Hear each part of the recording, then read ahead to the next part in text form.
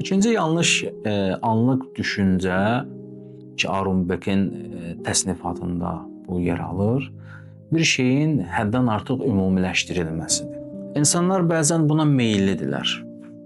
Məsələn, bir xırda hadisə və yaxud da hər hansı bir hadisəni gördükdə bunu ümumiləşdirərək çox böyük bir formaya salırlar.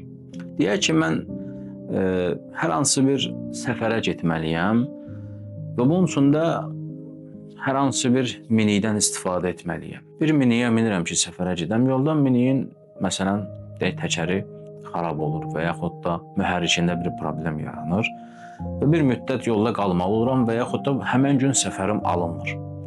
Əgər bu hadisə baş verirsə, bəziləri bu hadisəni bu cür yorumlayırlar ki, ümumiyyətlə mənim işlərim heç zaman alınmır.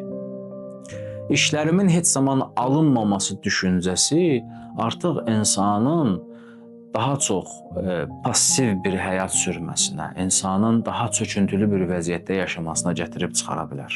Əslində, mənim depressiyaya daha yaxın olmağımın səbəbi təkcə hadisənin özü deyil, bu hadisəni belə bir ümumiləşdirilmiş formada özüm üçün dərdə çevirməyimdir.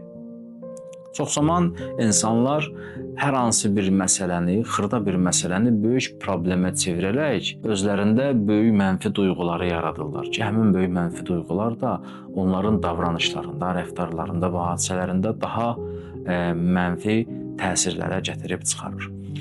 Bəs ikinci, insanın bir şeyi həddən artıq ümumiləşdirilməsidir. Təbii ki, yenə də deyirəm, bu cümlələr əslində bir kitabın fəsil başlıqlarına bənzəyir. Yəni, qəliblərdir ki, buna bənzər müxtəlif formalarda biz cümlələr qururuq zehnimizdə ki, bəzən özümüz də onların fərqində belə olmuruq. Olmadığımız təqdirdə də həmən cümlələr, həmən fikirlər bizim mənfi duyğularımızı birbaşa yaradır.